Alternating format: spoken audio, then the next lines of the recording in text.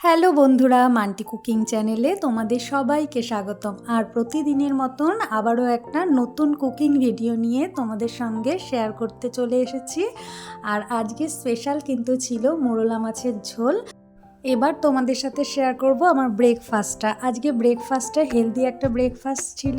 এটা ছিল ওটসের ছিলা, এটাকে ওটসের গোলা রুটিও বলতে পারো।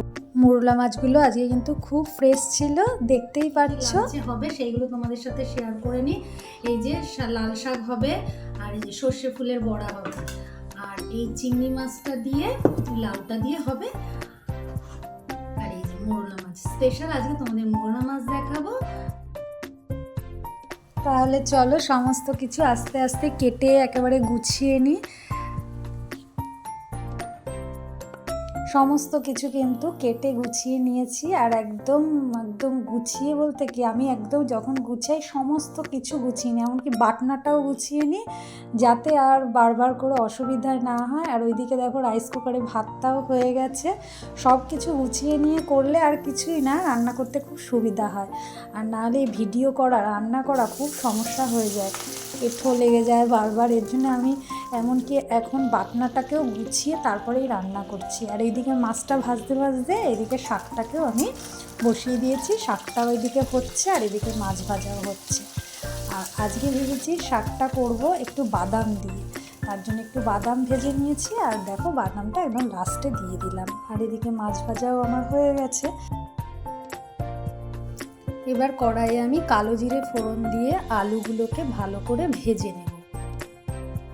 আলুগুলো প্রায় ভালো করে ভাজা হয়ে গেছে। আর এদিকে একটা মশলা করে নিয়েছি। আর কাঁচা লঙ্কাগুলোকে কিন্তু আমি এমনি বেটে নেব না, একদম মিক্সিতেই বেটে নেব সমস্ত মশলা দিয়ে, তাহলে মশলা ভালো হয়, কাঁচা লঙ্কাগুলো ভালো বাটা হয়। আর শুধু কাঁচা লঙ্কারা ওই কটা তো বাটা যায় না মিক্সিতে, তাই মশলাগুলো দিয়ে ভালো করে বেটে নিলাম। আর সেটা দিয়ে সেই গোলাটা দিয়েই সমস্ত দেখো বেগুন আলুগুলোকে কষিয়ে একটুখানিকের জন্য ঢেকে দেবো, কারণ বেগুন তো বেশিক্ষণ সময় লাগবে না, অল্পতেই সেদ্ধ হয়ে যায়। আর একটু ঢেকে দিলেই হয়ে যাবে। তারপরে এই গরম জলটা দিয়ে দিলাম। গরম জলটা অবশ্যই তোমরা দেবে, তাহলে কিন্তু ঝোলের টেস্ট বাড়ে। আর একটুখানি গরম জল দিয়ে আমি সর্ষেটাকে ভিজিয়ে রাখলাম, কেনা যে সর্ষের গুঁড়ো পাওয়া যায় সেই সর্ষের গুঁড়ো আমি ভিজিয়ে রাখলাম। ঝোলটা কিন্তু ভালো মতন ফুটে গেছে, বেগুন আলু সব সেদ্ধও হয়ে গেছে। এই সময় মাছটাকে দিয়ে হালকা একটু নাড়িয়ে দেবো, আর একটুখানি ফুটলেই কিন্তু আমাদের ঝোল রেডি হয়ে যাবে। আর এই লঙ্কাও আমি একটু দিয়ে দিলাম। আর ওই যেই সর্ষের গুঁড়োটা আমি ভিজিয়ে রেখেছিলাম সেটা ছেঁকনিতে ছেঁকে দেবে, তাহলে যে সর্ষের যেই খোসা সামান্য থাকে সেটাও কিন্তু বাদ দিয়ে দিতে পারবে। আর এতে খেতেও খুব ভালো হয়। আর আজকে দেখো গাছের ধনেপাতা আমি নিয়ে এসেছি বাগান থেকে তুলে। এবারে অল্প করেই আমি এই ধনেপাতার গাছ লাগিয়েছিলাম বাগানে, সেখান থেকেই তুলে এনে ঝোলে দিলাম। আর এই ধনেপাতার টেস্ট কিন্তু দারুণ, গন্ধও খুব সুন্দর হয়। কোনো সার ফার তো দেই না, এমনি এমনিই হয়েছে, অযত্নেই হয়েছে বলতে পারো। আর দেখো আমার ঝোল কিন্তু রেডি। আর এরকম পাতলা পাতলা ঝোল কিন্তু ভালোই লাগে। সব এমনিতে মোরলা মাছের ঝাল তো ভালো লাগেই, কিন্তু এই পাতলা ঝোলটাও কিন্তু খুব ভালো লাগে। একবার করে খেয়ে দেখো, তোমাদের অবশ্যই ভালো লাগবে। সব শেষে প্রতিদিনের মতন শেয়ার করে নিলাম আমার লাঞ্চ থালিটা।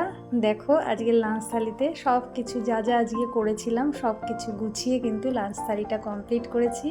আর আমার এই ধরনের ভিডিওগুলো যদি তোমাদের ভালো লাগে তাহলে কিন্তু অবশ্যই লাইক আর সাবস্ক্রাইব করে দিও।